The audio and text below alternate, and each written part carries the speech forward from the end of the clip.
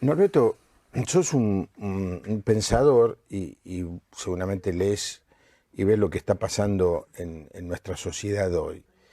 Y me gustaría una reflexión, porque los otros días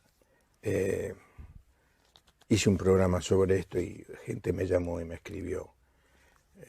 Estamos viviendo un momento de una gran confrontación. El invitado el miércoles pasado fue Pablo Mendelevich, el famoso periodista, que escribió un libro sobre las antinomias y sacó el tema de Rosas y luego Perón y peronismo, antiperonismo y ahora kirchnerismo, antikirchnerismo, ¿no? Y no quiero entrar en quién tiene razón o cuál es el bueno y cuál es el malo. ¿Qué función debe cumplir la Iglesia y el cristiano en este momento en donde hay esta antinomia tan a flor de piel, ¿no?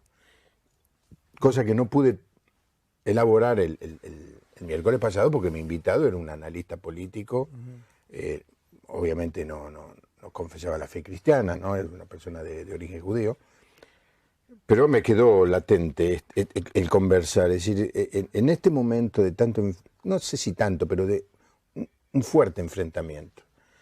¿Qué hace el cristiano? ¿Se juega por alguno de los dos lados? ¿Trata de mediar? ¿Trata de ser agente de reconciliación?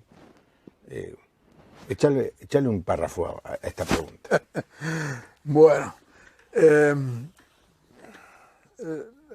lo primero para entender, y que seguramente esta persona que te visitó acá la semana pasada quizás lo haya dicho, es entender que en este momento las personas que, digamos, que están en el gobierno actual, ¿no es cierto?, conciben la construcción de poder a partir de la confrontación. Esto no es una, digamos, yo no estoy, digamos, criticando eso, estoy describiendo, ¿correcto? Para algunos creen que esa es la manera correcta de hacerlo y para otros que no. Pero el hecho es que responde a toda una filosofía política de la construcción del poder a partir de la confrontación. Por lo tanto, la confrontación está y va a estar por un tiempo, al menos mientras este estilo de gobierno esté presente, ¿no es cierto? Dentro de esa filosofía se piensa que parte de la ideología liberal tiene que ver con la búsqueda de consensos. Esto es totalmente contrario a eso y lo que se busca no son consensos, sino profundizar las diferencias. Ese es un dato de la realidad, ¿no es cierto? Claro, en medio de esto está también la Iglesia. Ahora, hoy hablábamos de la paz en estas circunstancias, en otro contexto, ¿no es cierto? Y lo primero que decimos es que para el Evangelio y para la fe, o sea, la paz no es la ausencia de conflicto, así que no le tenemos miedo al conflicto. El tema es cómo nos movemos en medio de eso. Y yo creo que ahí es donde viene el aporte de la Iglesia, y ahora hablo del aporte de la Iglesia como institución, como Iglesia, como cuerpo, ¿no es cierto? Que es apostar siempre, trabajar siempre por los valores del reino de Dios, por lo que la palabra de Dios nos da como misión. ¿Qué significa esto? ¿No es cierto? La palabra de Dios dice que la paz es fruto de la justicia. Y en otro lado, que la verdad nos hará libre. Si hay dos cosas por las cuales la Iglesia debe luchar siempre, es por la verdad y por la justicia. Y esto trasciende cualquier partido político, momento histórico, ideología política, ¿no es cierto? Entonces, como Iglesia, ese es el lado que tenemos que estar. Ahora, no es un lado cómodo, ¿no es cierto? Porque injusticia vemos por todos lados. Entonces, el aporte como Iglesia, ¿no es cierto?, es ponernos siempre a favor de la justicia y de la verdad. Yo estoy sorprendido, por ejemplo, silencio de la Iglesia, como Iglesia, nuestro propio silencio. Por ejemplo, en el caso de la matanza de los indígenas COM, en Chaco y en Formosa.